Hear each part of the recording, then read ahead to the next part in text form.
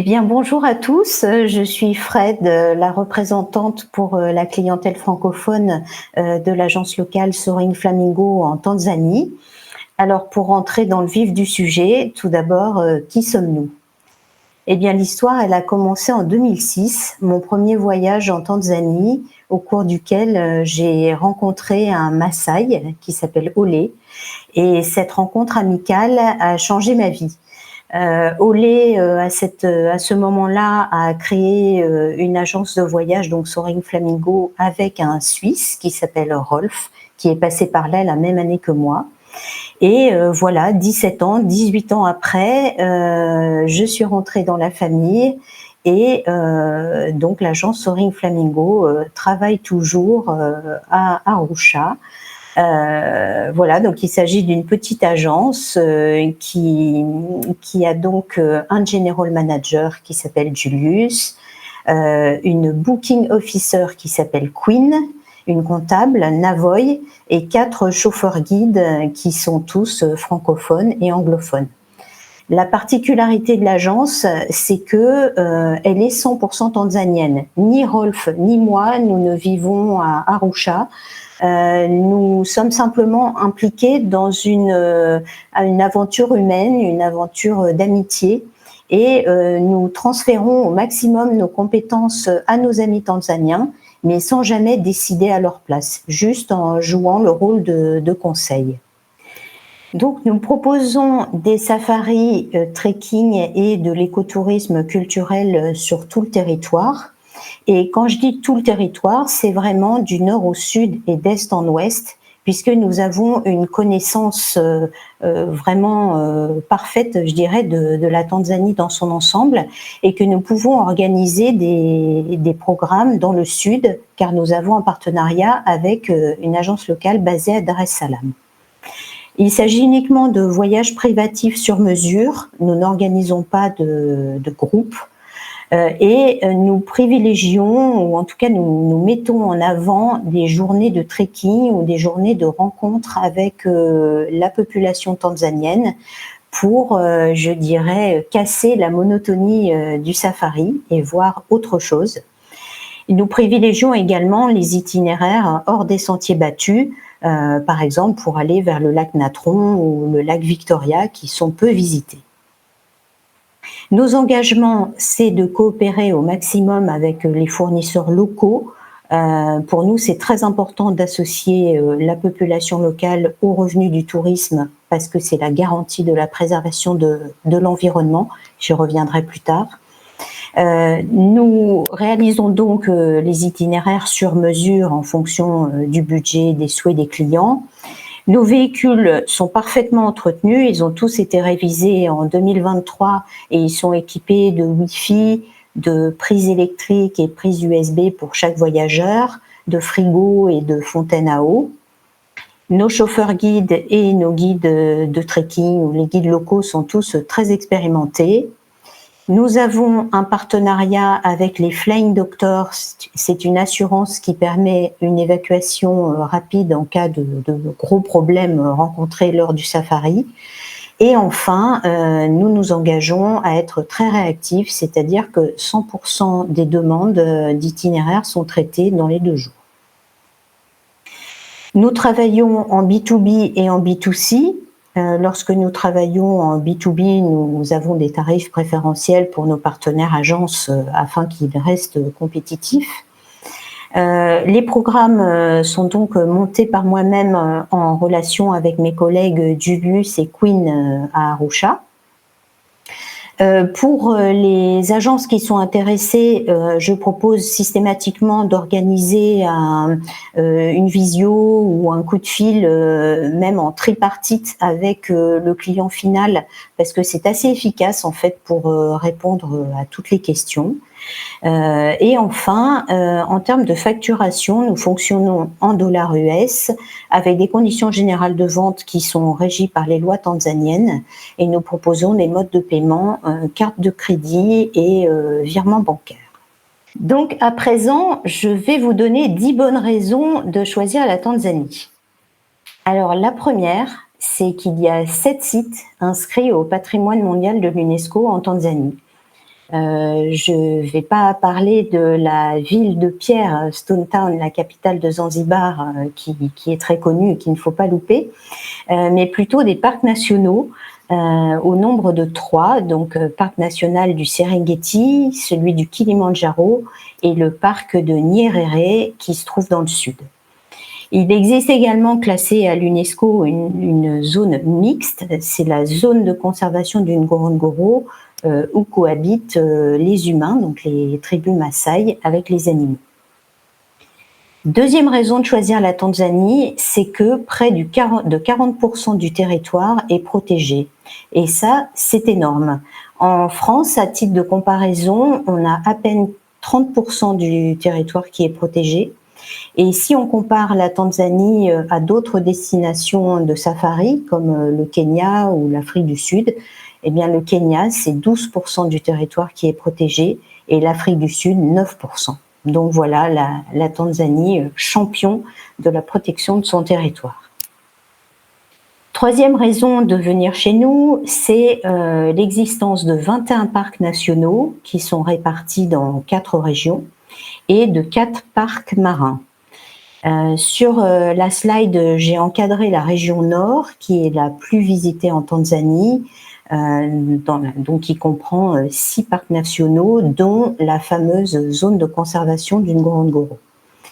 Dans la région ouest, on a le parc du Serengeti, qui est très connu lui aussi, mais cette région comprend également 2 parcs sur lesquels j'aimerais attirer votre attention. C'est les parcs de Mahale et de Gombe, pour faire du trekking chimpanzé. Donc ça, on sait l'organiser aussi, il faut garder ça en tête. Concernant les parcs marins, il en existe 4, mais le plus connu est celui de Mafia Island, sur lequel je reviendrai par la suite. Quatrième raison de choisir la Tanzanie, c'est la diversité des écosystèmes et des paysages. Les 2/3 du territoire sont composés de steppes et de savanes, donc évidemment c'est une destination pour les safaris. Mais il existe aussi de nombreuses forêts dans lesquelles on peut faire des trekking et découvrir la flore et la faune, une faune évidemment différente, plus petite mais très intéressante également. Il y a les montagnes. C'est en Tanzanie qu'on peut escalader le Kilimandjaro à 6000 mètres, mais aussi le mont Meru à 4500 mètres. Et puis enfin, il y a l'océan Indien qui borde la côte est du pays et dans lequel on trouve l'archipel de Zanzibar et l'île de Mafia. Cinquième raison de venir en Tanzanie, c'est pour sa biodiversité extrêmement riche. Il faut savoir que la Tanzanie est au 3e ou 4e rang africain pour le nombre d'espèces de mammifères, le nombre d'espèces d'oiseaux, pour les amphibiens, pour les reptiles. Elle abrite également plus d'un tiers des espèces végétales et aussi de nombreuses espèces rares, à tel point que parfois on compare sa biodiversité à celle des Galapagos en termes de richesse, justement. Ici, on voit trois exemples d'espèces rares. L'Oryctérope, qui est un animal nocturne, la musaraigne éléphant, petit animal qu'on peut observer dans le parc de Nyerere, et le caracal, superbe félin qu'on peut tenter de voir au Serengeti. Sixième raison de venir en Tanzanie, c'est pour la variété des activités proposées. Bien évidemment, il y a d'abord les safaris, qu'on peut faire en 4x4, à pied, en bateau, de nuit, en montgolfière. Donc il ne faut pas hésiter à diversifier les plaisirs. Ensuite, il y a le trekking qui peut se faire depuis le trekking en plaine, accessible à tous, à partir de 1 à 2 heures de marche, jusqu'à l'ascension haute montagne, comme le Kilimandjaro. Il y a également l'écotourisme et des activités participatives. Donc là encore, on vous incite vraiment à venir rencontrer la population tanzanienne, soit pour quelques heures, soit pour passer la nuit chez l'habitant, ou pour être en immersion pendant une journée ou pendant quelques jours et participer à la vie quotidienne. Enfin, sur les activités proposées, on a évidemment les activités balnéaires, à commencer par la plongée à Mafia ou à Zanzibar, et puis le kitesurf ou d'autres activités voilà, de voiles liés au vent également. 7e raison de venir en Tanzanie, c'est pour la variété des profils de voyageurs. En fait, on peut venir en famille. Alors, j'ai mis de 7 à 77 ans, mais en réalité, notre cliente la plus jeune, elle avait 2 ans et demi et on a fait un safari spécialement adapté pour elle. Donc, tout est possible puisque c'est privatif, donc on peut vraiment régler le temps de voyage et le temps de safari ou les activités qu'on va faire. Et les plus vieux, on dépasse allègrement 85 ans. C'est une destination pour les amis, parce que le secret pour réduire le budget en Tanzanie, c'est de se grouper. À 4 ou à 6, on optimise les frais de véhicule, de chauffeur, de carburant. Donc vraiment, il faut constituer des groupes d'amis et goûter au plaisir de se retrouver autour d'un feu de camp le soir dans la savane après sa journée de safari. C'est une destination pour les aventuriers également, qu'il s'agisse des personnes qui vont escalader le Kilimandjaro, mais aussi de personnes qui veulent partir en autonomie avec leur chauffeur, leur tente, leur cuisinier, dans des parcs nationaux ou dans des endroits parfois très reculés. Ça aussi, on sait l'organiser. Et enfin, c'est une destination pour les jeunes mariés qui souvent, donc, après leur safari, vont faire un séjour balnéaire à Zanzibar ou à Mafia. 8e raison de choisir la Tanzanie, c'est pour sa diversité ethnique et l'accueil chaleureux de ses habitants. Il faut savoir que la Tanzanie, elle vit encore avec l'esprit de Nyerere, qui était son président dans les années 60. Et qui avait insufflé un esprit de fraternité et en tout cas fait en sorte qu'il n'y ait pas de rivalité tribale. Et c'est encore le cas aujourd'hui. Les gens vivent en harmonie. Il n'y a pas non plus de friction religieuse entre les chrétiens et les musulmans qui constituent 90% des religions en Tanzanie. Donc je vous invite vraiment à venir rencontrer la population, d'autant qu'il est primordial de l'associer aux revenus du tourisme. C'est en associant donc la population à l'activité touristique qu'on peut éviter qu'il y ait du braconnage, qu'on peut éviter que les gens aillent chasser pour se nourrir, tout simplement, dans les réserves. Et donc, il y a vraiment 1000 manières de les rencontrer, de participer à des activités avec eux et de vivre avec eux. C'est peut-être la raison la plus importante au final de venir en Tanzanie. En 9e raison, j'indique tout de même la stabilité politique et climatique parce que la Tanzanie, c'est un des pays les plus sûrs en Afrique. Et sur cette slide, on voit qu'elle est classée dans les pays en jaune clair, donc où il n'y a pas de souci majeur, où on peut envoyer des expatriés ou des voyageurs sans gros risques. Et même comparé au Kenya ou à l'Afrique du Sud, il n'y a pas le niveau de criminalité violente dans les villes qu'on peut connaître dans d'autres destinations de safari. La 10e raison, c'est qu'il y a bien d'autres raisons, et j'en cite seulement quelques-unes. Le voyage est possible toute l'année en Tanzanie, même si on déconseille la période de mars à mai en raison des fortes pluies, mais ça reste faisable. Il y a seulement 1 à 2 heures de décalage horaire par rapport à la France et par rapport à l'Europe. C'est une destination qui est bien desservie par les compagnies aériennes et à ce sujet, j'indique qu'à partir du mois de novembre cette année, Air France va ouvrir une ligne directe entre Paris et Kilimandjaro. Zanzibar est déjà en direct jusqu'à Paris depuis quelques années, mais là c'est encore mieux. Et le risque sanitaire reste maîtrisé, on voyage dans de bonnes conditions, confortables et avec une bonne hygiène, même s'il faut prendre évidemment des précautions de traitement antipaludéen si on le souhaite. Mais en tout cas, il n'y a aucune vaccination obligatoire et en tout cas pas le vaccin de la fièvre jaune. Alors à présent, je vais vous présenter un circuit type inspiré de ce qu'on vient de voir précédemment, c'est-à-dire du patrimoine mondial et de la diversité biologique. Un circuit donc entre terre et mer. Alors c'est un circuit de 12 jours qui commencera dans le parc national du Kilimandjaro, qui ira ensuite dans le cratère du Ngorongoro, puis quelques jours dans le parc du Serengeti, avant de prendre un avion pour aller vers le sud, vers le parc national de Nyerere. On se rendra ensuite pour quelques jours à Mafia Island, et de là, on retournera à Dar es Salaam pour prendre son vol de retour. Donc la première journée, on est dans le parc national du Kilimandjaro où on passe une demi-journée de trekking au pied de la montagne. On est dans un environnement forestier et on observe la flore et la faune, par exemple ce magnifique caméléon.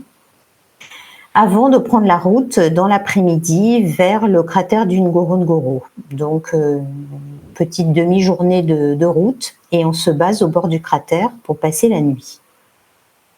Le deuxième jour, on part tôt le matin vers le cratère pour faire un safari. Alors dans le cratère du Ngorongoro, on peut voir les Big Five. Donc si nécessaire, je rappelle que les Big Five sont le lion, le léopard, le buffle, l'éléphant et le rhinocéros.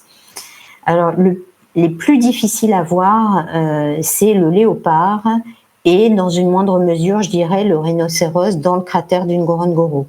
Mais il faut tenter sa chance. On peut voir les rhinocéros souvent de loin, mais voilà, c'est pas impossible, surtout quand on a la chance du débutant. L'après-midi, on fait la route vers le Serengeti, environ 4 heures de route, et on passera la nuit en tented camp, donc dans une tente tout à fait confortable avec un lit, douche et toilette. Le jour 3, une journée entière de safari dans le parc du Serengeti.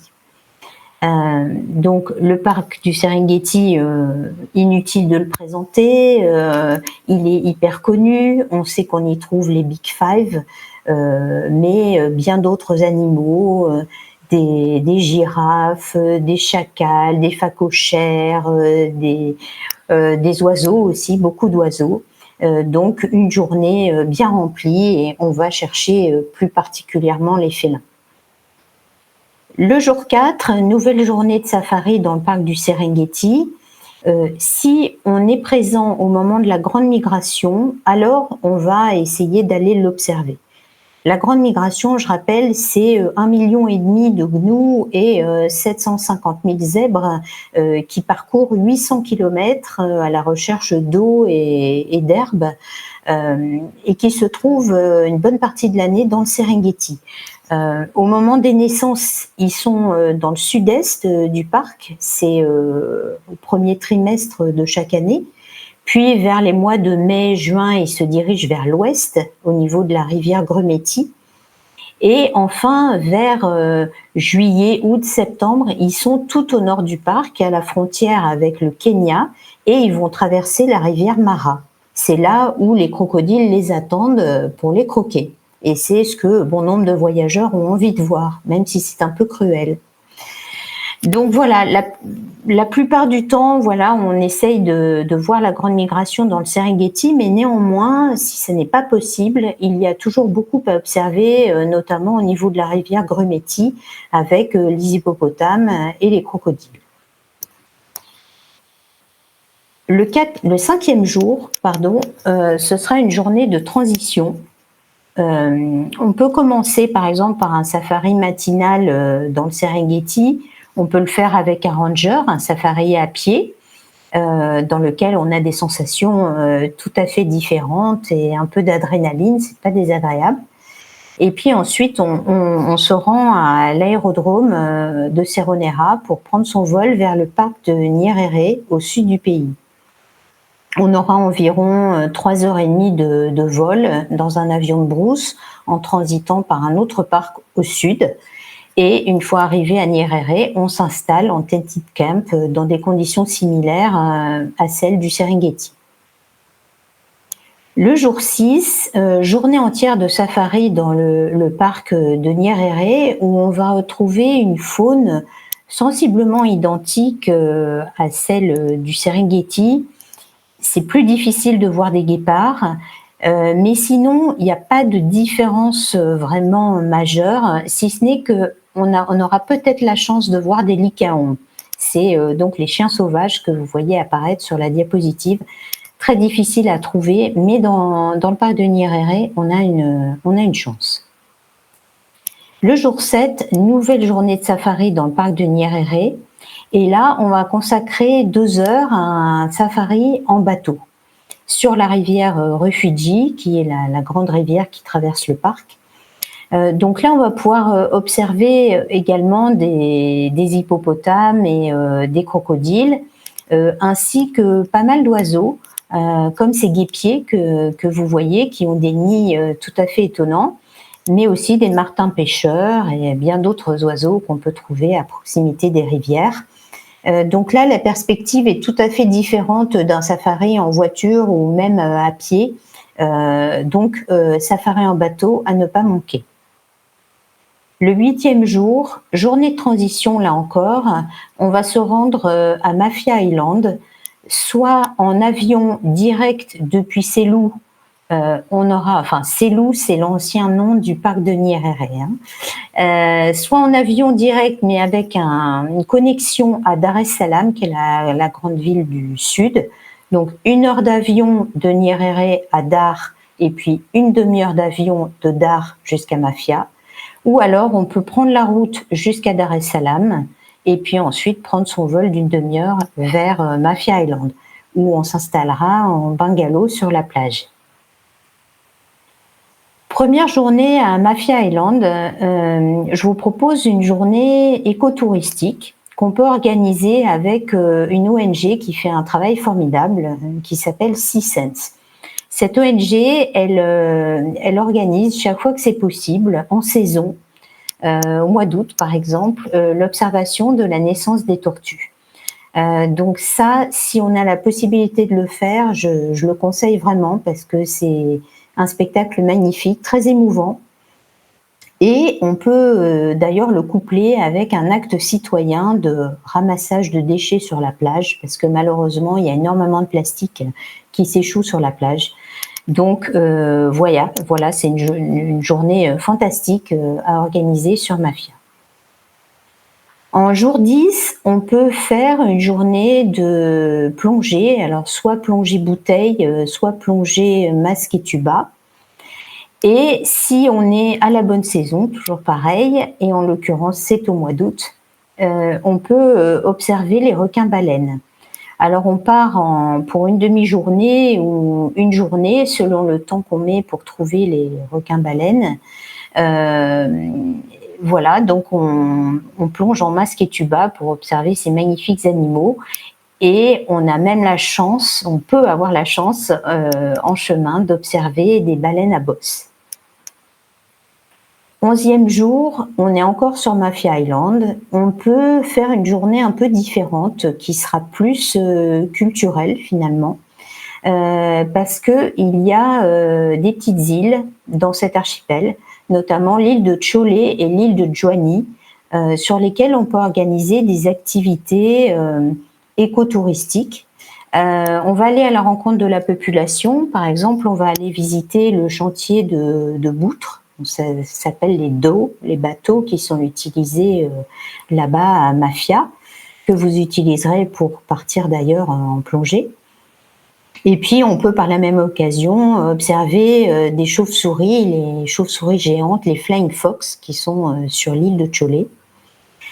Sur l'île de Juani, ce sera plus culturel, avec des ruines perses qui remontent au XIIe siècle, qui ont été ensuite utilisées par les Arabes, qui se sont établis également dans la région, qui ont fait commerce d'esclaves comme ils faisaient à Zanzibar. Donc voilà, mais il y a bien d'autres activités possibles à Mafia Island, ce ne sont que quelques exemples. Et puis le jour 12, eh bien, puisque toutes les bonnes choses ont une fin, il faut bien repartir vers Dar es Salaam après une dernière demi-journée de détente et puis prendre son vol de retour. Je voudrais juste préciser que ce circuit, il est vraiment haut de gamme, mais que bien sûr, il existe beaucoup de variantes en allant dans d'autres parcs nationaux, en organisant d'autres activités, en prenant moins des avions de brousse parce que ça représente tout de même un budget.